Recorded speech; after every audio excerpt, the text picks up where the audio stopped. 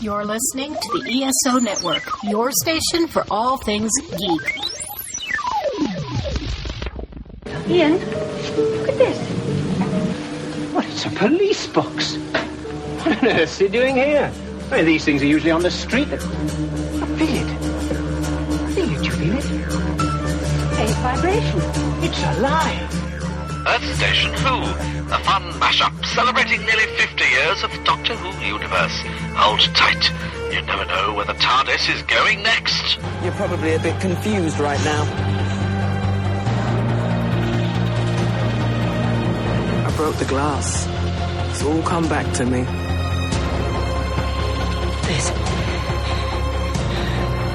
What is this?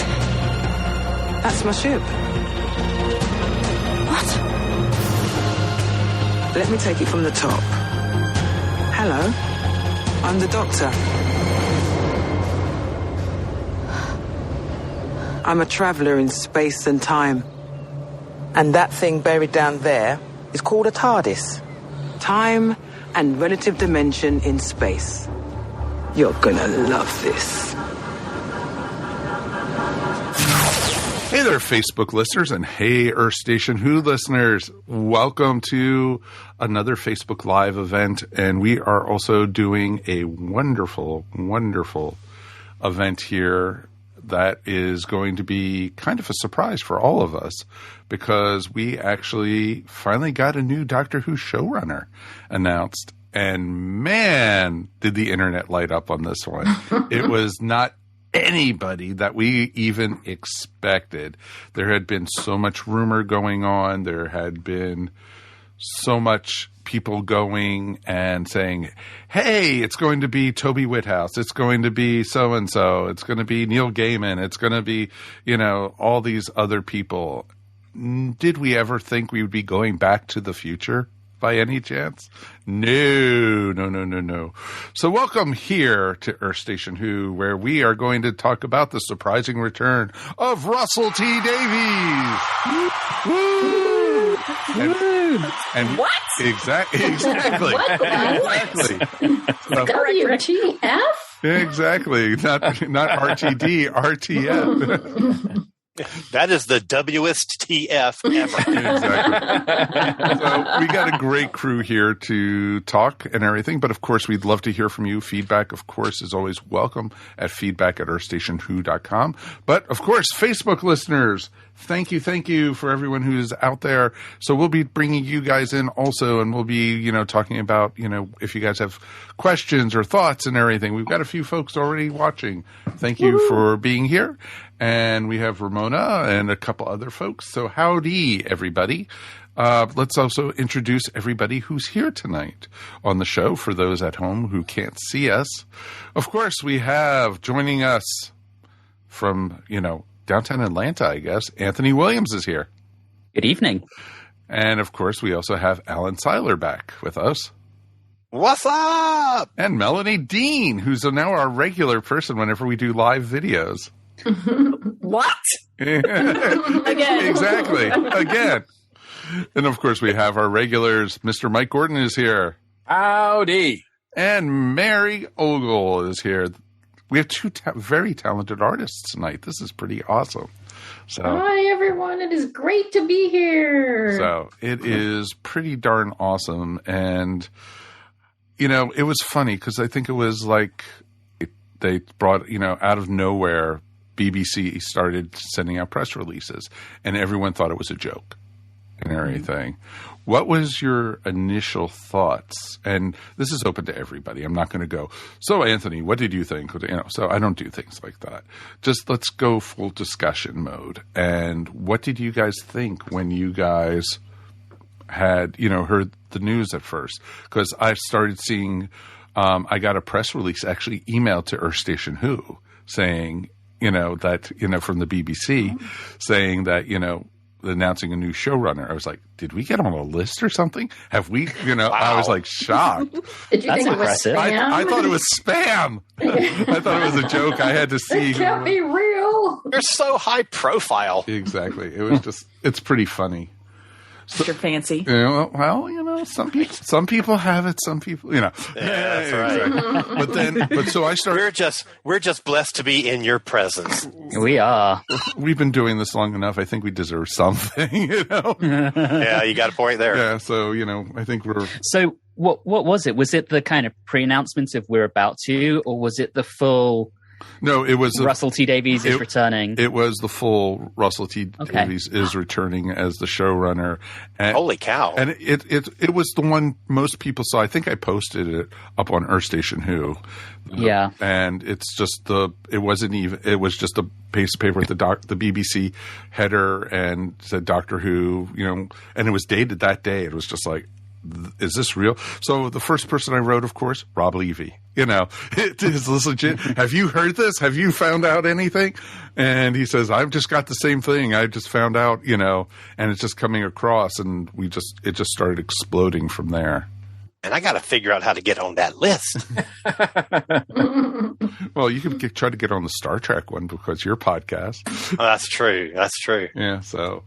But yeah, it was actually pretty darn awesome that, this came across, and then it just was like wildfire. It just like spread everything. And for the first half hour, I think I was numb. I was like, what? It was a surprise, that's for sure. So it was. That is not who I was expecting. Not at all. No, it wasn't the doctor I was expecting. I have a quick question. Am I allowed a very minor curse word on this show? Yes, of course. My immediate reaction was, holy shit. Yeah. That's your one. That's all you get. I wasn't expecting it, and I wasn't even expecting an announcement, and I've still got enough contacts back in the UK where I normally hear at least rumbling, something's coming in the next few days, and it was just silence, and then bam, it came out of nowhere. I think, wasn't there a rumor that we were going to get a trailer or something this week, that week or something? Because we had joked about it on when we recorded our last episode that, they're going to release it like, a day after we record, and then nothing came. And so we were just that like, rumor's been floating around every week for like 3 weeks now. Probably. Oh, well, and so. that's the danger of it, right?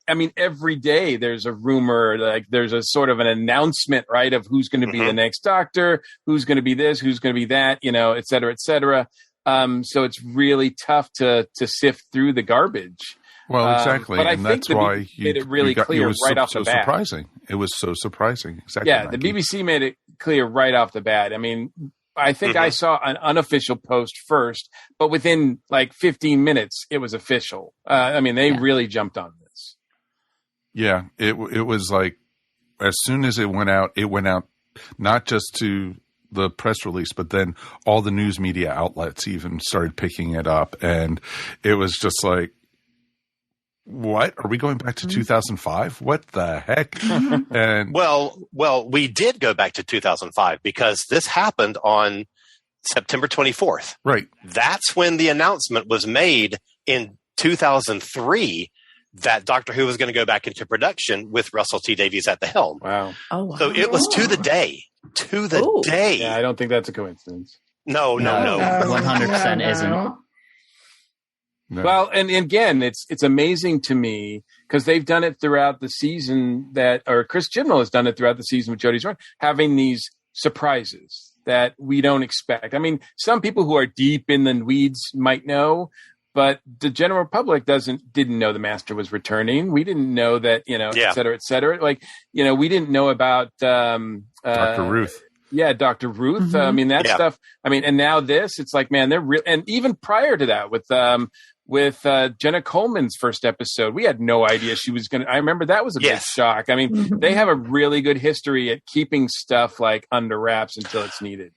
Oh, well, no. For the most part. Do tell, Alan. Well, because there was also an awful lot of things that weren't kept secret. Like John Sim coming back in the last Capaldi thing. There's a number. So the Jenna Coleman thing was definitely, they made such a big production out of she's going to be in the Christmas episode. that when she happened, 7 episodes earlier, whatever it was like, what? Yeah. So but during Chibnall, you were absolutely right. They have definitely kept a lot of things under wraps and had them be on-screen surprises. And I think for the most part, when they've announced the Doctor, they've been pretty good about releasing it at the same, like, to a surprise for most people, I think. Well, exactly. And, I think the only surprise really the last season that was blown was Berriman coming back, but he blew it himself. Well, yeah. That's like Tom Baker, spoiling the fact that he was appearing in the 50th, where he told some reporter, I'm not supposed to tell you this, but I'm just going to tell you anyway. I'm in the 50th. Thanks, Tom. Exactly. There were rumors about Sacha Dhawan, but most people were like, I mean, they killed Missy. He's never going to be the master. He's in some other role. And, most people discounted those. So they kind of kept that one secret, but they kind of didn't. Mm-hmm. Let's look at Facebook real quick. We've been getting some messages actually this time out. Awesome. Ramona says hello. Robert Bowen says hi, guys. Hi, Robert. Howdy. Rob with a hat. It's always good. Debbie Melrose. Hi, all. Hey, Debbie. Ramona said, saw it on Twitter, just scrolled on by it, thought it was a joke or fish food, basically. A lot of people thought it was a joke. Yeah, I can understand thinking that. How many people said, we're having April Fools in September, That's what somebody said. I saw somebody post, has anybody checked the Gallifreyan calendar to see if this is their April Fool's Day? Exactly. Because of where the BBC was at and where Russell T Davies is at currently in his career, it just was unexpected. I don't it's not like he needs it. Well, exactly. He's been having great success. I was thinking about it, and he's never really left it fully behind. He's always seemed to keep an eye on it. If I follow him on Instagram, he's always posting about Doctor Who. I mean, he might have left the series, but he still feels very much part of it, I think. Well, the interesting thing on that, Mike, is I want to say it was 2 or 3 years ago in an interview, he mentioned that he and Julie Gardner, and I think it was Phil Collinson, but it might have been Jane Tranter, who is, of course, part of Bad Wolf, had a pact that if the show was ever in dire straits, his words, that they would return to bail it out. Wow, that's interesting. That is interesting. Because actually, that was going to be one of my topics later. But let's not go there quite yet. But yeah, I had seen that interview also. So it's interesting, and it was pretty awesome to think about Russell coming back, and I think he's the perfect choice because the Doctor Who crowd is so divisive right now, as is everything in life, it seems like right now. Anyway. Thank you. But, and yes, I'm happy Russell's coming back. Do I think he's the end all to get all? No, I don't. And I think it's good. And I'm curious to see what Chibnall's going to do for his last year and his specials. And how much then I'm actually curious to see how much input RTD is going to have in the specials. If he's going to start inputting it and stuff. But I know they've already. I think they. I was going to say, I think they've filmed almost. I think they're almost completely done. Yeah, they're currently still working on the BBC Centenary. Yeah, the 100th anniversary of the BBC. That last special that they're doing. That 9th episode, right? But Russell T Davies has said until that one is over, he is just a viewer.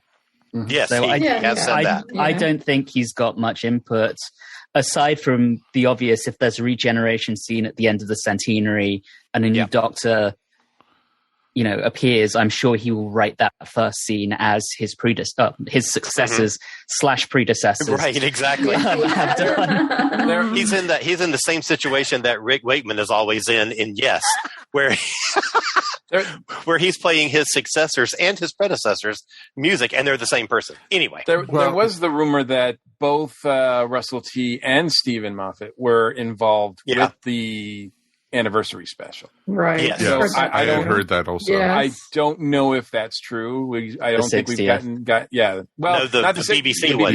Oh, the BBC which one. Has gotten me confused as well, because my understanding now is that the BBC 100th, that 9th episode, that last episode of Jodie's, is going to be the 60th anniversary. Is that confirmed or? Mm-hmm. No, that's not confirmed. Okay. And I see, and that's the thing.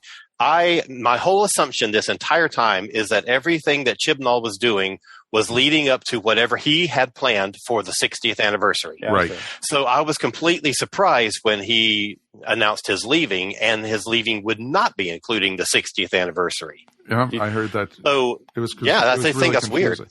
It was weird. But do you think he's been forced out? Yes, I do. Okay. I do. Now especially. Well, especially now, yeah. I definitely. I mean, we had suspicions before, but now. No, I really think. Whether or not it was his fault, and I'm not saying it was his fault, regardless of whether it was his fault, the golden goose of the BBC has died on his watch. Yeah. Yeah, I think that's a good way. Or at least started falling out of the sky. I think it's definitely. I think he also ran screaming, yelling, "I'm free." Oh, I think so too. Oh, I wouldn't doubt I think they all do that. All the showrunners do that afterwards, right? That's true. Yeah, but it's interesting too, because right in the press release they said that RTD is coming back for the 60th anniversary season. And so it's not even in doubt that there's going to be a 60th anniversary. Right. Now. And that was my thing. If Chibnall was leaving before the 60th and the BBC were doing this big 100th anniversary special, then, theoretically the 100th anniversary special could be a multi-doctor thing or whatever. It's going to be something big and epic. So maybe they weren't planning to do a 60th anniversary, because they would have spent all the money on this, special 1 year earlier. So yeah. I have some theories around the 60th, and I think I've got a few myself. The press release was very careful in the way it worded it. It didn't talk about him doing a 60th anniversary special. It talked about him returning to celebrate the 60th anniversary. Exactly. Exactly. So what's that going to look like? Exactly. Could even be just an interview. It could be. It could be it could be an interview with all the doctors. Who knows? Or they could just say, "Oh, the whole year is the 60th anniversary." Yeah. 2023 is going to be the 60th anniversary year, and they could be doing just a series of specials for Doctor instead of doing a whole season. But it would be interesting to introduce a new Doctor on a special. Exactly. So here's one of the theories that I'm thinking. What if Jodie's final episode does not end with either a regeneration or a reveal of what that regeneration entails? What if the Doctor just completely goes missing? And no one knows. So the 60th anniversary, if it were a special, what if it ended up being like a multi-companion story? Reveal. And their whole job is to figure out what's happened to the Doctor. And the end of the episode, you find the new Doctor. That would be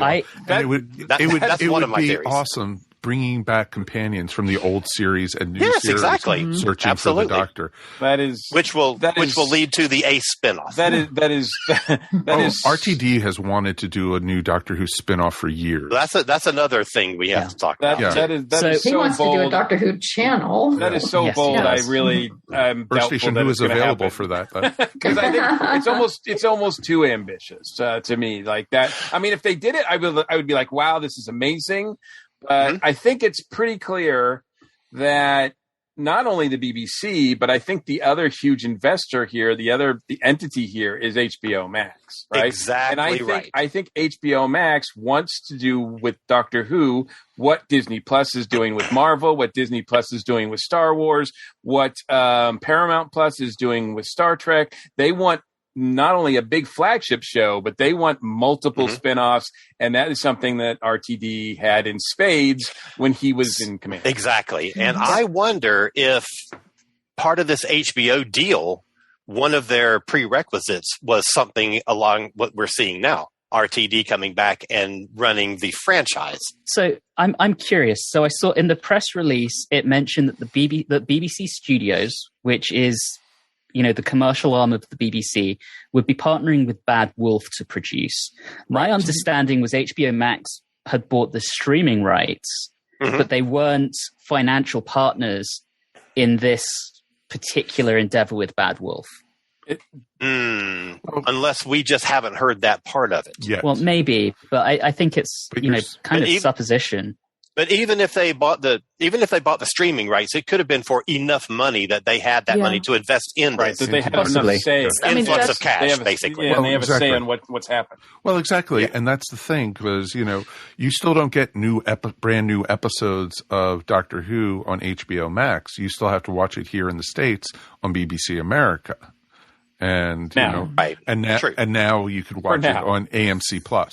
I think is the new way to work. And then HBO Max get it 6 to 12 months later, however long it is. But that's true of Doctor Who, but that might not be true of any spinoff that is created. I mean, that can go straight to HBO Max and they could have fun with that. I think they've been less than satisfied with some of the efforts that they've done with DC, their own, research and development thing right there. So I think if they could have another shot in the arm, they can use all HBO Max has had a rough, outing as far as their first year of being in service. And I think that they could use anything. They're looking for anything to help them. And RTD has so much ideas. So it's, it's awesome.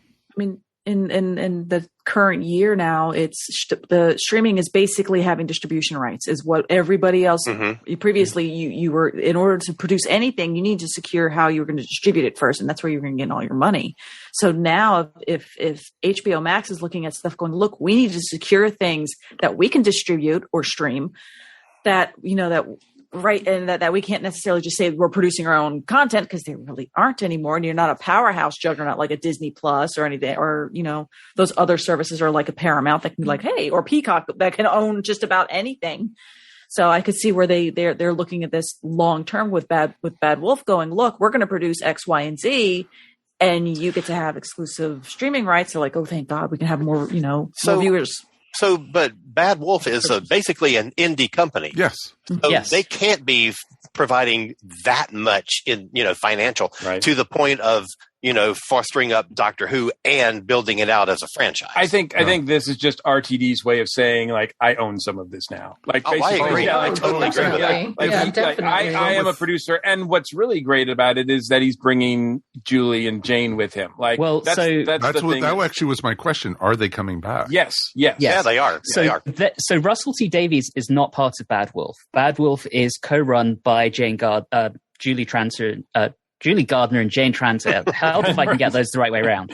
And Russell T. Davies. How much wine have you had already? Just one glass. Apparently, his one stipulation was that it was a co-production with BBC Studios. I mean, not BBC. Bad Wolf. God, that's two. One glass. One glass. Our MPAA rating is being. But so the thing we've all got to remember is Russell T Davies is an absolute powerhouse in the British TV industry right now. He can do pretty much whatever he wants. And the BBC, from what I've heard, went to him and said, "We want you back." And he said, "My condition is it's a co-production." Yeah, that makes total sense. Because he wanted to bring his friends in. And he's had a recent success on HBO Max as well. Oh, I think he's impressed the folks there as well. So, And since it is the BBC, everything is very, very budget conscious. So for him to be like, well, I want more money, they're not going to say, okay, they don't have it. But for him to say, I want Bad Wolf to be, the co-producer or whatnot of it, they can go, okay. But that also explains them leaving Cardiff for Doctor Who also. If that's true. We haven't had confirmation of that yet. I mean, they have their own studio complex in Wales. Right. And let's not forget that Russell T Davies is very proudly Welsh. Exactly right. Bringing it back in 2005, one of his conditions was that it was produced by BBC Wales. Okay. Right on. So Robert Bowen wants to know, how big of a glass of wine did Anthony have so far? It was a standard pour. Good God. I'm glad we're getting the real probing questions from the audience. Well, I'm glad we can get ones that we don't have to speculate on. I saw the glass earlier. Yeah. He lifted it. He did lift it once, or Jerry Chandler, RTD, how do you misspell JMS that bad? So, oh, wow. That's funny. So that's pretty awesome. But yeah, it's very, very interesting. I almost expected, as Robert said, he definitely thought it was a joke at first. He expected a Rickroll at the end of the announcement or something. RTD's never going to give us up. No. Nope. And he also wanted to know how soon is it going to be till the Slovene start coming back again. Okay, so here's one of my issues with this whole announcement. First of all, I'm not a fan of this. Like when the announcement came out, I was like, oh, I said the word that Anthony said, but not in the same way. And part of it is because every single person, all they have been chiming in about is what they want brought back. Mm-hmm. When are we going to get Murray Gold back? When are we going to get, everything, Torchwood back and Rose back and all this? God forbid. Here we go. But that's the thing. I mean, this seems like a huge step backwards. And we're probably not getting and it seems like that's what the fans want. We're probably not getting Christopher Eggleston back for sure now. Oh, well, clearly not. Clearly not now. No. I mean, I don't think it has to be, though. I don't think it has to be. I think it depends on how they handle it. I don't think it's necessarily going to be that way. I think Russell's smarter than that. I think Russell, yes. I trust Russell enough to know that. I mean, granted, he's feeling it from pressure. So you're going to see some familiar faces, to be sure, sprinkled throughout the run, but I don't think he's going to, not every minute. No. And I think to that point, Mike, I think we're most likely to see familiar faces during whatever they do for that 60th celebration. Right. But what people are forgetting is the original announcement was 18 years ago. Russell T. Davies has massively grown as a person, he has as a writer, as a producer of TV. He's always been very progressive and forward-looking. This isn't going to be 2005 to 2009 Redux. This is going to be something new that might have a similar feel. And he might feel like I can do things that I could never have done that last time. Like I can really go put the pedal to the metal because they wouldn't let me do this, this, and this. But now I can really. Oh, exactly. Right. And he also has 12 years of Doctor Who lore that he wasn't part of to build on. That he can completely ignore. Oh yeah, he just ignore it like everybody. I don't think he will. I think he's going to hopefully build on it and go forward. I hope he's not going to build on Chris Chibnall's. I think he's going to have everything's. I think everyone's going to look at this as that there's two different eras. There's an RTD era and an RTD2 era, and that they're going to be completely separate. Yeah. To his point, he's going to be pushing the envelope more. And I think it is funny how, and I think it is funny, like how all these people are like, oh, he's the savior. He's returned. Right. His last season, everybody couldn't show him the door fast enough. Like he was not right at all. They couldn't wait till Steven took over. It's total rose-colored glasses. Absolutely. Let's be honest. The showrunner for this. True. It totally was unintended.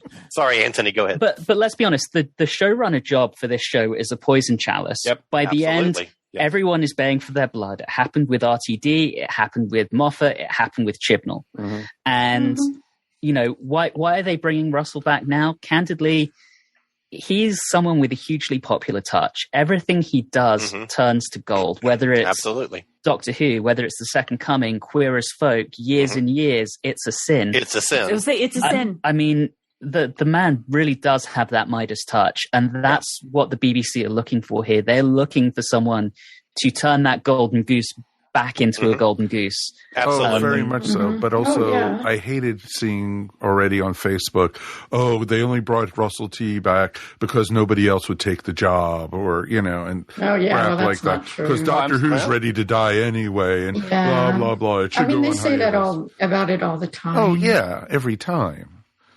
As soon as he starts, the Radio Times is going to be starting. So who's going to be the next showrunner? And they'll wheel out all the usual names. Yeah. As soon as it happens. So, well, I mean, it's a job that has got a lot of pressure because the BBC wants ratings and they have a very low budget. And those two things don't necessarily coincide very well. And I really do think that bringing in Russell T Davies is going to be something where it's going to be a little bit of a reset for the BBC to get some more realistic expectations. On you bring in a showrunner, you might not be able to catch lightning in a bottle to the extent where they want that crazy ROI that maybe they had during the Tennant era, that they had during, even with the Levin's run. Oh, Christian Basil wants to know if he can have the job once RTD is gone. So no, because it's wanting mine. it, and there's no way. Okay, so here's the thing, though. The whole thing with Jodie coming in was to basically reset the show and to be a ratings boost and all this kind of stuff, and it was for like a week. So there's no guarantee that even with Russell coming in, that it's going to be it'll be a massive first one. What happens after that? Well, there's no guarantee with anybody coming in. Well, of course. Exactly. Of course. I'm just saying that people are like crying savior about this whole thing, and it might not be. Well, exactly. And I think there's a better chance of him doing it than anybody else. But. Oh, yeah. But, and I'm going to just go out and say it. And the same thing Robert Bowen actually said is, I so wish Jodie would stay for one more season to be with Russell T. And I agree. I would have loved her to have had the chance I totally to have agree. a different showrunner. Think, see her under a different showrunner, a different regime, better writers maybe, So I can see why she isn't from her perspective. Chris Chibnall was her guy. Well, that and her 6 seasons. I mean, her 3 seasons has been 6 years.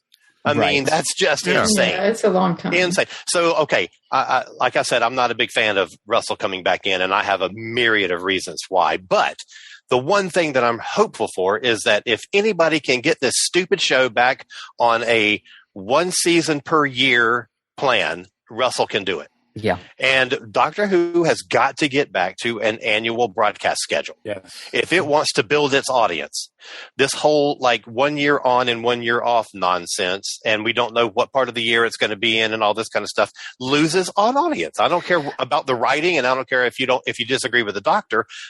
That kind of broadcast schedule loses an audience. I'm absolutely with you, Alan. And I think one thing to think about is, during Russell's first run, he had a team. He had a very solid and consistent team. He had Julie Gardner. He had Phil Collinson, who shouldered some of that burden. Sure. And I couldn't name who produced Moffat's or Chibnall's seasons. I couldn't name his co-executive producers.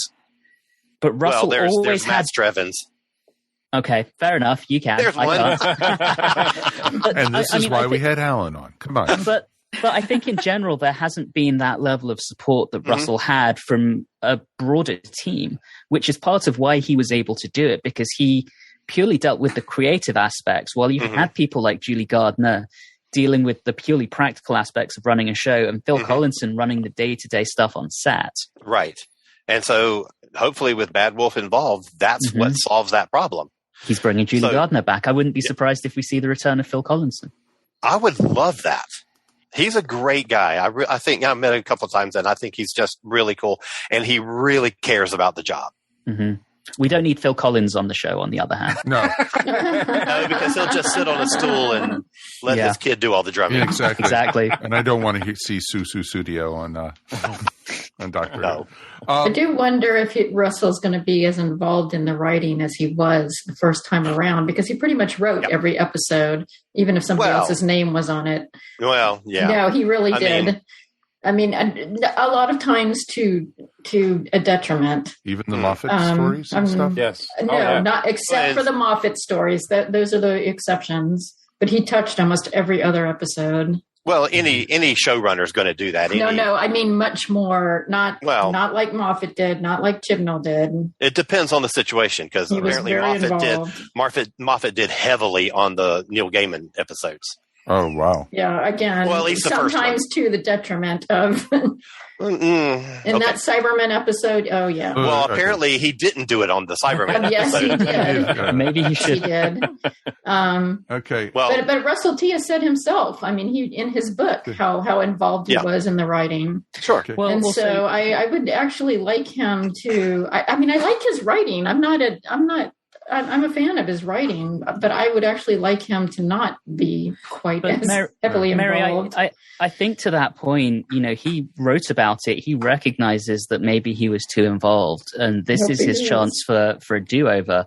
If he could do things differently, maybe that's one of them. Mm-hmm. I hope so. I mean, I like him, and I think it's, you know, I'd feel differently about him coming back if he wasn't somebody who was writing relevant, original, good content right now. I mean, he's not somebody who's coming back. He needs a job. Yeah, he needs a job. He's not. Yeah. He's doing it because he wants to. He's a writer at the top of his game. Yeah, that's a good point. Over in Facebook, Jerry Chandler wrote, "My overly long opinion that no one asked for. I think this is good and bad news, obviously. Prediction subject is to change based on any new announcements. The good, RTD was overall pretty good.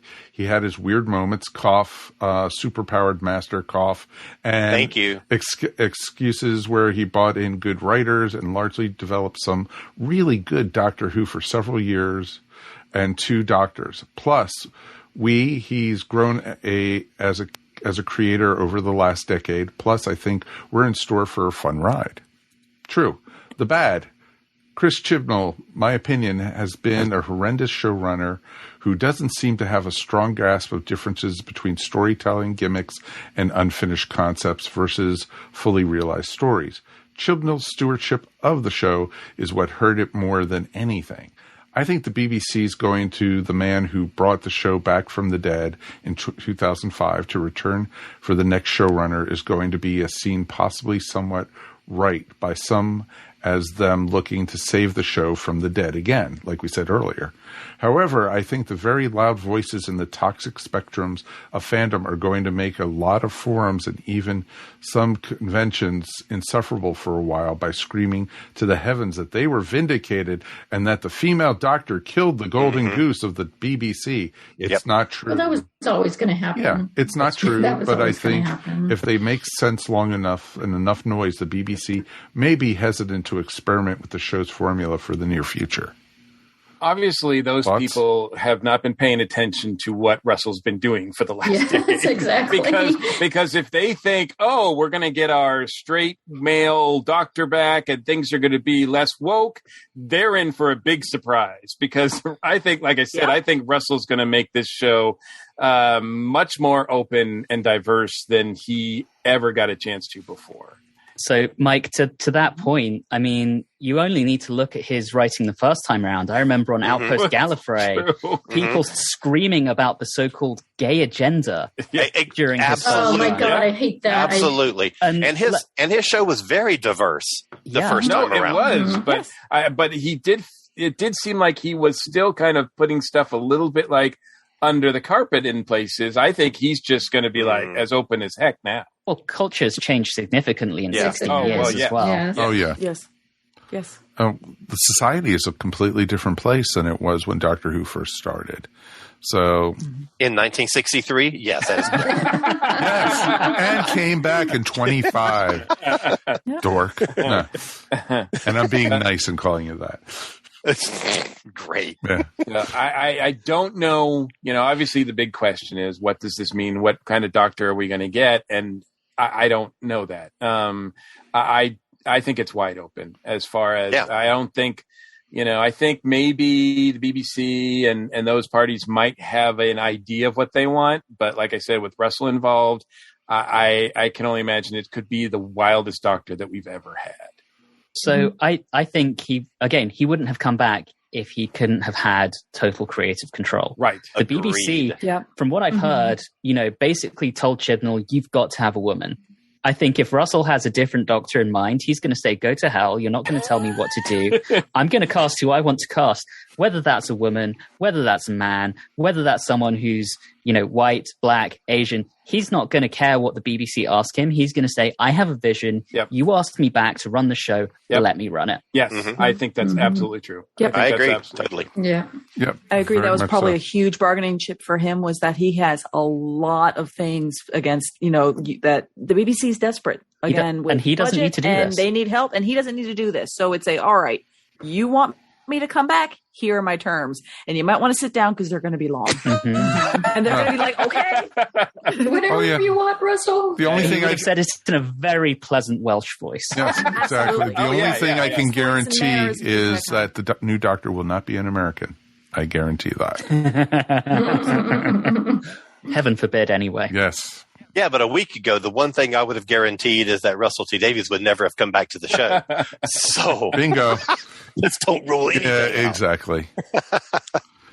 I didn't think Christopher Eccleston was going to come back to Doctor Who and be a know. big finish. And Yeah. now RTD's coming back. So I'm like, you know what? I have no opinion. Yeah. Don't know. I'm out. So Anything can happen. Yeah. Well, as we've seen many, many, many times, if there's enough money involved, bridges can be rebuilt. Oh, very much. I'm not even sure if it's necessarily money. I mean, this is a labor of love for Russell. It always has been. That's true. Agreed. Yes. Agreed. Absolutely. And I mean, the BBC doesn't have that much money to throw at him. I think it's about having creative control over a property that he's loved since he was a kid. Oh, yeah. Mm-hmm. It's not like, they're a big Hollywood studio with bottomless, Right. and it's the BBC. And, there's always going to be. And, the ratings are never going to be back what they were in 2005.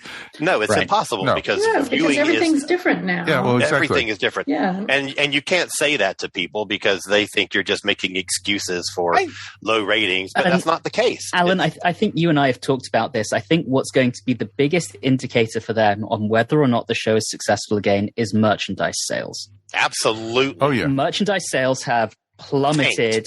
Started in the Capaldi era, went worse during the Chibnall era. I mean, we're talking about licensees not renewing their licenses. We're talking about classic era stuff outselling modern Doctor Who merchandise. So they're going to be looking to that uptick as or if whether or not it happens as the marker of the show's success. Exactly right. And here's the thing. No matter what in Capaldi, it was going to taper off because everything reached that peak at the 50th anniversary. And you cannot sustain that wave. You cannot ride that wave for very long. So that wave crested at the 50th anniversary. So it's going to taper off after that. So the coming in of a yet another Doctor should have been, it should have at least been the leveled Ebb off, right if there. not exactly. And with it being something high profile like the first female Doctor, it should have gone. It should have moved upwards, and it hasn't. And you saw the momentum with the ratings for The Woman Who Fell to Earth. Yes. And very clearly what the public saw over the remainder of season 11 just did not resonate for one reason or the other. Right. Yes. I'm not and gonna... even if it did resonate, it was like 2 years before you got another season. Yep. You and I've said it before, but you cannot sustain an audience like that. No, people have too much short-term, memory, and they want it now. Especially now. I mean, so there's much just such a wealth of stuff out Right, there. There's so many streaming competition. stuff out there. It's just amazing. I feel 100% certain that Paramount Plus is moving to a model where you have Star Trek all the time. Oh, 100%. It may be 7 different shows, an animated show followed by something else, and a comedy after a drama, but it's going to be Star Trek all the time. And because that's how you keep an audience, that's how you keep paid subscribers. And I think that's one of the things that has absolutely hurt Doctor Who. Oh, exactly. Why don't they have a spin-off while the show is in production or something? Exactly. To keep they're Doctor just Who in wasting fresh. opportunity. Let's sure be it's fair. financial. They've tried, and a lot of their spin-offs they've have been been less very than weak. great. So Only one. Dude. Class didn't work. All right, but Class Sarah didn't Jane work. Adventures totally did. Torchwood did. until it couldn't any longer, and Right, and Torchwood. Torchwood was spotty. Torchwood It was was definitely spotty. I don't think Torchwood was quite the success they wanted it to be. And the last 2 seasons were, more kind of. I think the last season of Torchwood was miserable. The last season was terrible, and that's where they brought in American, whatever, An American Money. Yeah, exactly. American Money, exactly, and tried to make it too international to make it appeal to a bigger audience, but I think it lost its core audience. Right. I would love to see a Paternoster Gang spinoff. Oh, I'm so tired of hearing that. Yeah, sorry. I'm with you, Alan. Not just from you. I just don't think that's going to happen. No, but Big Finish is doing an amazing job with it. But wouldn't it be great to get the actors don't have to put the makeup on? Exactly. Wouldn't it be great to get a Doctor's Daughter TV series, or wouldn't it be great to, there's tons of different things though that they've introduced. I'm here just waiting for the A Charitable Earth TV. That's exactly what I want, and I want that to be like it can be like a Sarah Jane Adventures, but make it with like 1 or 2 or 3 past companions, Ace and like Tegan and Martha and whoever. And that's what your Charitable Earth is built around. And then you can have other characters come in and make guest appearances, but have a core of 4 characters that we all know and we all love from different eras. I think the one thing that is going to come back is Christmas specials. I think Christmas specials was very important to Russell T, and I think he always felt that was something that Doctor Who could participate in with all family thing and get out there. And I would not be surprised at all if I don't know what's in the cards for this year, but next year or whatever his first year of being active as far as his output, I think we're going to get. It might even start with a Christmas special. Actually, it'll be very interesting to see. Building on Christmas specials, I think one thing that's like, especially my biggest gripe with Chibnall in his series, like to the point of 6 years for 3 seasons, was I don't mind waiting if I know when. Mm-hmm. Kind of like with the Disney Plus model, where I know that they're going back and forth with a Star Wars one. They're going back with they're alternating between Star Wars, Marvel, Star Wars, Marvel. Mm-hmm. So you do have something going on, but you also, I know when that next one's going to come in. Yeah. When's Book of Boba Fett coming in? Oh, I know the date, or at least I knew, okay, it's going to be this month. And then they'll little by little move it down as we get closer. Yeah. We still don't know when this new season's going to start. Yeah, we don't even know now. And it's supposed to start next month or November. Start sometime soon, and we'd have no idea. Right. Yeah, but that's not unusual. I mean, they usually don't say until like 2 or 3 weeks before it actually happens. It's wrong every time. Yeah, but the point there is, we're dealing with TV schedules versus streaming, right? So streaming, it's very easy to say, we're going to start dropping this on X date. With TV schedules, there's a lot more to coordinate with because you can only have one show in one particular time. So Anthony, you're telling me right now the BBC has no idea when Doctor Who's coming back? They do. They know. They're just not telling us. Exactly, and that's my point. They know, and they should make it public, and they should start publicizing now. Well, why do that when the whole thing's just been completely... no one cares right now because everyone's focused on RTD, as we are tonight. Well, I think people still want to see the lead up, right? I mean, you can still see the lead up, and it's Jodie's last. Come on, she deserves. But they've just killed interest in season 13 by dropping this announnment. They could have waited till it was over. That's possible. I don't know. Basically I don't know if that's true. Well, maybe they're actually doing this to try and get interest in season 13 because everyone's talking about Doctor Who all over again. Exactly. I tell you what I hope. I hope Chibnall's last season, it turns out to be something that blows everyone away, and he becomes the hero of Doctor Who. It's supposed to be the season. It's supposed to be 6 episodes. That's one continuous story.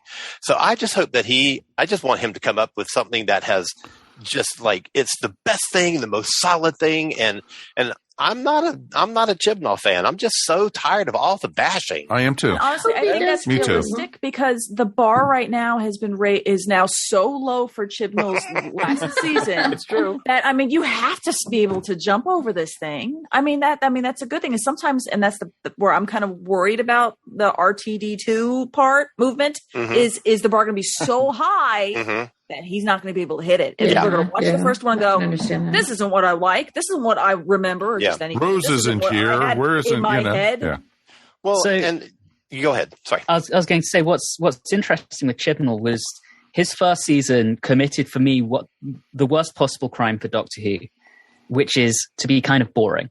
It just didn't hold my interest at all. His second season, yeah, I'm not sure whether it was because my expectations were low, but with Spyfall, it was, Prisoner of the Judge, not Fugitive of the Jadoon, even Haunting of Villa Diodati. Those were exciting, good episodes. Very I don't much so. like the Timeless Child arc, but I saw what he was trying to do, and for me, it was a lot more successful. And I'm with you, Alan. I really hope his final season is as thrilling and that he's building on momentum from each season and getting better and better. Yeah. I would love that.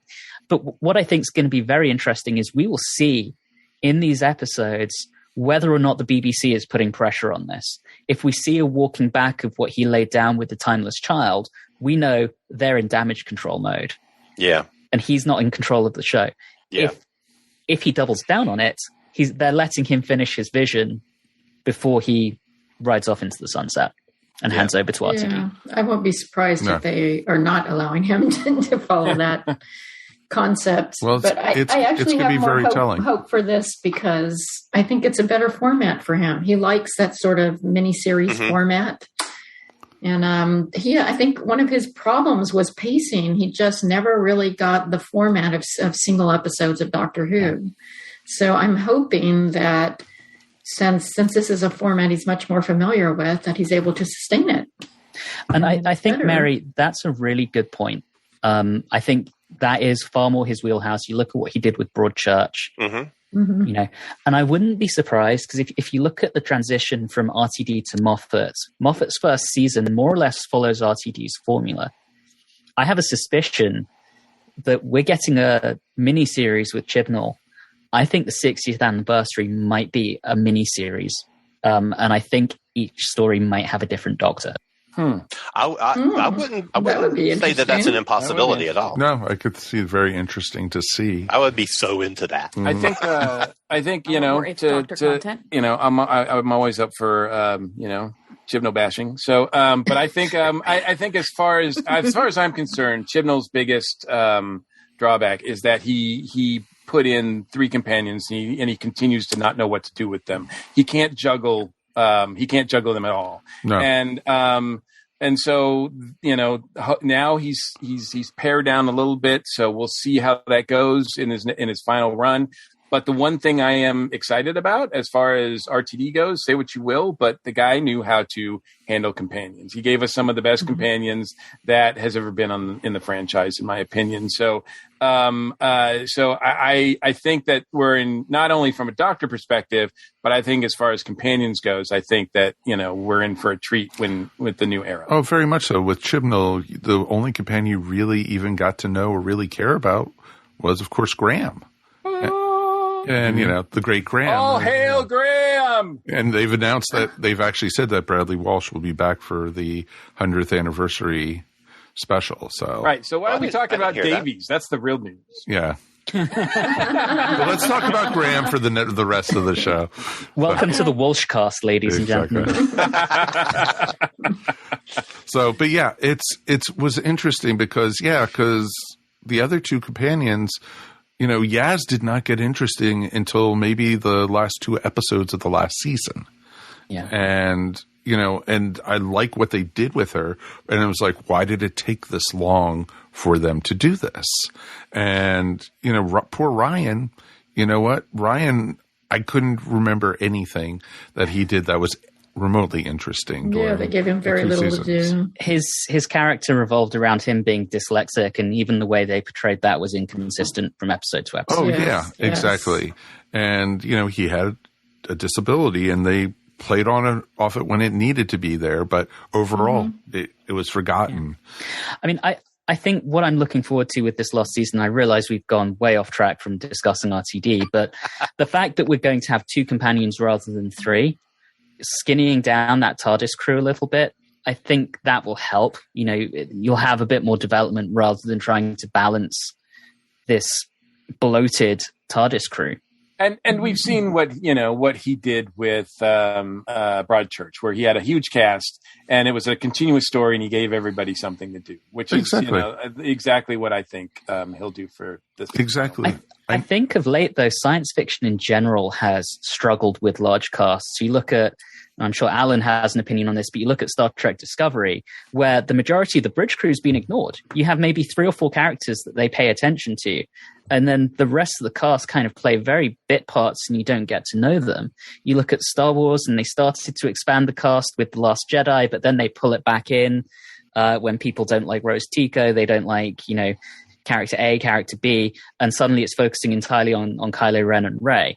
So I think in general, sci-fi has struggled with handling large casts and giving everyone something to do. And I realize I'm generalizing hugely, but of course, yeah, we can talk about the Star Trek aspect later. That's because I have thoughts about that. Exactly. I know you do. We'll talk offline, Alan. Exactly. Why not do a podcast about Star Trek? That would be really awesome. Oh, if only someone had thought of doing that. Exactly.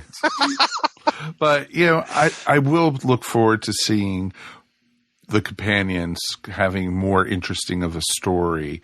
And I have my faults with some of the RTD companions. We've talked about that at length, and I'm not just talking about Rose. I'm also talking about Martha. But I think he also wrote one of the best companions with Donna.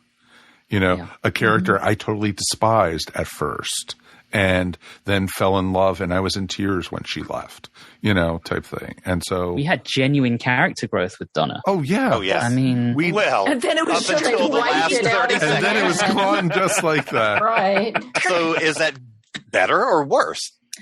I mean, it's better than having no character growth at all through the entire season. To have a character that you initially have a strong dislike for, grow to love over the course of a season, and then are heartbroken because of what they do to her at the end. That says something about that character. Mm-hmm. Yeah, as opposed to someone like with Mike Faber and his experience with Rose, he kind of liked her in the beginning, and by the end, he hates her. So it was like the opposite. Yeah. But then you have a character like Ryan, where you're just like, you just don't care one way or another. And they gave him so many chances too, and so many stories that they could have done so much with him. I don't think they gave him I'm not ragging on the actors. I just don't think they ever really got good. Well, don't give somebody a disability as a gimmick either. Right. I mean, that's what it became. Yeah. Make it an integral part of his character. And that never happened. It's like Melanie was saying, it was all over the place. No, very. Well, I mean, it was, to me, it was almost like, okay, well, this is going to be a plot device where we're going to use in this first season, in the very first episode, and then we're going to ride the bike at the very end when we see him. And that's what that's when the only time you're going to use it. It was funny in Kerblam when they're doing all this stunt work and he's jumping from one conveyor belt down to another conveyor belt. And I'm like, dyspraxia much? Yeah, exactly. Yeah. I thought it was a little bit insane. And Yeah, or I think only one time it was like he was going to jump from one thing to another. I don't know if that was Kerblam or not. Yeah. That he kind of looked over at Yaz, and Yaz is like, "Come on, you can do this," that kind of thing. But other than that, it was like, or the disappearance of Graham's cancer, or how they handled it with the doctor just blowing it off, or Oh, I have strong opinions on that. I know. Mm-hmm. A lot of people do. How dare you look at me? Yeah. Oh, because it's funny. No, it isn't at all. No. And everything. And that was misjudged. Oh, big time. Yeah, to put it mildly. Yeah. And it was like one of the most mishandled things of the last 10 years on the show. I still stand by that they shot that for comedy. They went wide. They didn't go close like you would do with drama. They shot it wide. They tried making it come off as a funny thing of, she's socially awkward, guys. No. So RTD. Yeah, how about RTD? It always devolves into Chibnall bashing. Oh, damn it. Well, we needed to take up some time of the show anyway. The horse is already dead. He's already gone. He's, bring that thing back over here. He's only kind of dead. He's not really there. But I think that proves the point of even people who enjoyed Chibnall's run and didn't think it was as bad as other people, still are have issues with it, right? Still, there's issues with the last few seasons. So, and the fact is, I haven't been as excited about new Doctor Who, for a few years now. So, and this is exciting news. Oh, it is. It is really exciting. Maybe we'll get a ginger doctor from this. Okay, I had to say it. I had to be the one. Red hair. Yeah. I do predict that I don't know what orientation the Doctor will be, but I do think that the Doctor will be young. You think so? Yeah. I think that the Doctor will be young. They want to pull in as many people as possible. They want to pull in young people. They want to sell toys again. They want the younger audience, and you get that with a younger cat. How many people saw, within 5 minutes of them announcing RTD, Tennant's coming back? What? Yeah, well, it's not going to be. Yeah, no, I mean, but I would think he might for the 60th, but that'll be it. Yeah. But here, back to the merchandising thing, for 12 years, no, not 12 years, 11 years, I think it was, they had a brand manager in Edward Russell. Mm-hmm. Once he left, as far as I know, there was not a replacement for his position. The brand has not been managed since Chibnall took over. I think there is a brand manager, Alan, because I saw them post. Someone I know on LinkedIn liked something that they posted on LinkedIn, because LinkedIn gives you notifications, and their job title was brand manager for Doctor Who. So there is someone. They're just probably not nearly as good as Edward Russell. I know that there is one because you could meet with them at the licensing expo, but that was also back pre-COVID. I'm trying to remember what the name was. Okay. Interesting. But I definitely think they need to be getting, you see every once in a while, see Doctor Who merchandise every once in a while dropping down, but you need it, flooding the market. I think they've stopped even trying because I think they know it's not going to sell. No, exactly. I think there's not a demand for it. I don't see, look, I can't think of anything from the last few years that I want to put on my shelf. Certainly not that stupid Sonic screwdriver. I think the Sonic looks horrible too. Yes. Oh, I think the TARDIS looks horrible. I think To my point earlier, you've got licensees who are dropping their licenses. Why would they do that? Because it's just not profitable anymore. Right. No. Yeah. That's why. Exactly. That's why you never saw Funko come out with other Doctors, and you only got for the first season of Jodie Doctor Who stuff. And I think you got to see the Kablam guy, and you got to see, Meanwhile, where's my 7th Doctor? Damn it! Yeah. Well, exactly. I would love to see the other Doctors out there. Absolutely. And Funko dropped, the Doctor Who. They're one of the ones. Yeah. Yep. And Funko doesn't drop anybody. I was going to say that everything you need to know. That probably was that should have been an indicator that something is wrong. Yeah, but I bet you they'll come back with a new deal. I should hope once all this changeover happens. Oh, I almost guarantee it. Yep. There's a lot of buzz right now, for sure. Yep. But I think the biggest problem is it's going to be at least 18 months before we see anything coming out of it. Oh, yeah. Agreed, because we still have to get through another season and bits. Yep. And, I don't think that there's going to be enough. There may be. I may be surprised. I really want to be surprised that there's going to be an audience resurgence, not only because of RTD announcement, but because the next season will be of a high enough quality that people will be excited about. I love getting excited about Doctor Who. I want to get excited. I have a bookcase almost full of Doctor Who DVDs and stuff of the old series, the new series. I only have Jodie's first season. I don't have the second season. I don't have her holiday specials. It's just not a priority for me to watch those again. I want to get rid of Christmas specials and New Year's specials. I want to have Halloween specials. Yes. That would be awesome. That would be awesome. I do want to point out, Bad Wolf do produce a Discovery of Witches, so they're not above the spooky stuff. It would be awesome to do a Doctor Who holiday special, Halloween special hosted by the Master. Yeah. That would be awesome. Yeah. Or Morbius. Cool. So I was just double checking my exhibitor, my the license for the licensing expo for 2021, and BBC and Doctor Who were not part of it. Wow. They were there for 2019 because I had a meeting with them. But yeah, they weren't there for 2021 was virtual. Yeah. So I don't know if that was a piece of them not going or not, but I can find out whether or not they're going to be there for 2021 because that's in person in Vegas again. Yeah, well, I mean, I think they Melanie, didn't even have a show point, on at that point. Why would they? With virtual, you got to think of the time difference if it's virtual as well. You know, if they can fly to Vegas, they can get onto time in Vegas. But if it's virtual, but I mean, everybody else. There's people in the UK on licensing. Okay, there's fair people in point. China. It's Dubai's. There's a ton fair of point. companies from there. So. I mean, if you want it, you're gonna do it. Yeah. There's money involved. That too. Touche. If Edward Russell was still there, he would be on at 3 a.m. Oh, you know he would. Yes.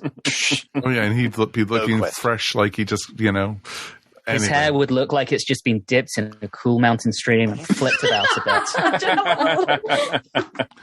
Well, we've been going an hour. He does have the best hair. So anyway, let's any predictions for? And it's too early, I think, for any kind of predictions or anything. Holy cow! What would Let's instead of doing any predictions, how do you want to see Chibnall's run and leading into the next era of Doctor Who? Triumphantly. Okay. Anthony? I want to see Chibnall make a screen appearance and flip everyone off before riding off into the sunset. No, I joke. I genuinely want him to have a really good, engaging, entertaining run that keeps everyone entertained and keeps everyone's attention and draws you in. I would love to see Chibnall and Jodie go out on a high. My problem is I'm just not confident that they can pull it off. But I would love it if they can do that. Yeah. Mel? I just want it to be good. I mean, mediocre's fine. I just don't want it to be horrible. Just end good. Please don't suck. Please don't suck. Exactly. Please don't suck. And sadly, that's where I'm kind of like let the bar be on the floor. Just walk over it. We're not even limboing. Just... this is nice. Something where if I went back and watched, or if I could recommend people 5, 10, 15 years from now to go try Doctor Who, I'm not going to say the word skip 13. Okay. No, I think that's perfect. What about you, Mary? I want to see Chibnall and Jodie succeed. I mean, I really do. I don't know if that's going to happen. I have maybe slightly more hope because I think it's a better format for Chibnall. And I want to see decent, clear writing. The writing has really gone downhill the last 2 seasons, and it has showed. Because if you don't have good writing, you're tanked. Yeah. It's very hard to get around that. And I hope that's a priority, and I really hope they pull it off because, I mean, Jodie deserves it. Jodie deserves to go out on a high. No, agreed with that completely. All right, Mikey, take us home. Well, certainly my expectations are a lot lower. Not triumphantly, Alan. I'll settle for competently. But I think I want to see him tell his story about the timeless child. Get that. I don't want that overhanging. I don't want that thread loose for Big Finish to finish or Russell T to do or somebody else to pick up. I want to see him get a chance to tell that story in his best way that he can, and then peace out. And then we all celebrate and then move on. No, that's a good way to put it. I'm a Doctor Who fan. I've been a Doctor Who fan since I was 8 years old. I want to see the show continue. I want to see it prosper. I wanted to see it done properly. I do not want to see a repeat of Trial of a Time Lord. I don't want to see a repeat of... I love Trial of a Time Lord. Of a showrunner who is forced to stay on to keep the show alive. I don't want to see that. I want to see the show grow. I want to see the character grow. I want the mythos to grow.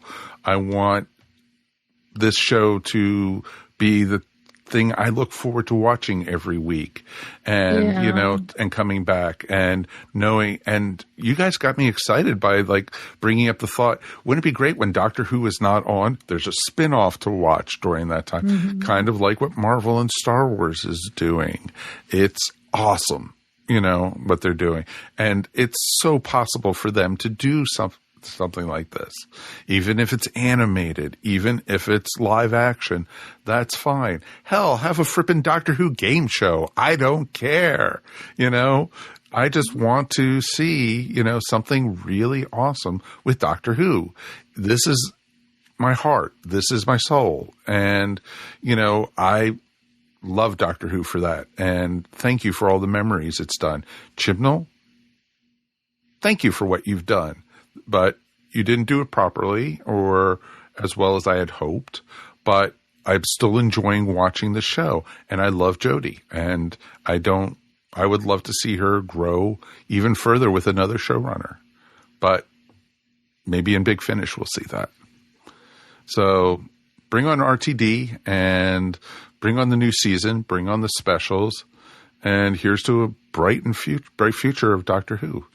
Thank you, everyone, for listening. We do appreciate it. We've had a great conversation tonight, and it's been a ton of fun. And we'll be back on the regular podcast on 2 weeks, and unless new Doctor Who comes back before then, who knows? We don't know.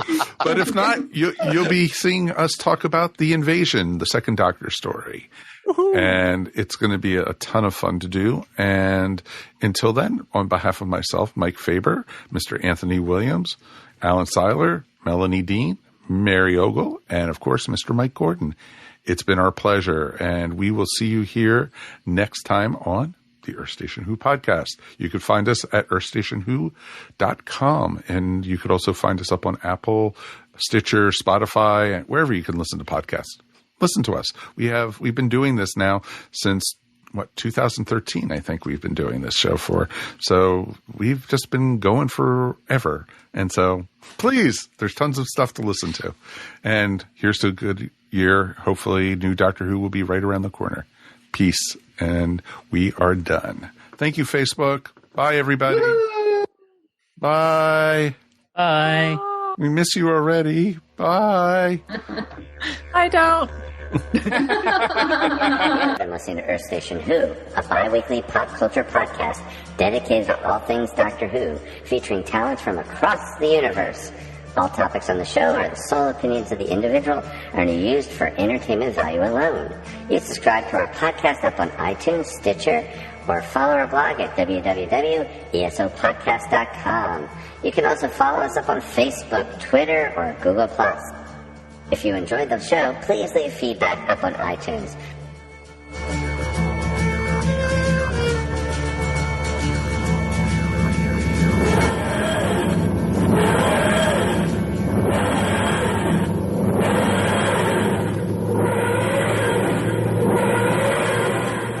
Tired of the same old movie podcasts? Yeah. What if I told you there's a podcast that gabs about good and bad movies? Why are you spreading such lies? It's true, you rascal. Every week, Double Edge Double Bill mixes that scrumptious taste of good movies with the sour flavor of a bad one. That sounds tasty. Well, don't delay. Stuff it down your ear throats today. Double Edge Double Bill is part of the Balance ESO Network breakfast. Can be found wherever you download podcasts. Welcome to Dr. Geek's Laboratory.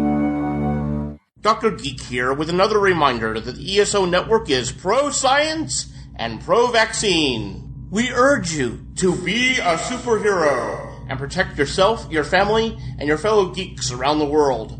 Don't be fooled by the forces of evil and their anti-science misinformation campaign. Consult the latest CDC guidelines, your doctor, and get the COVID vaccine today.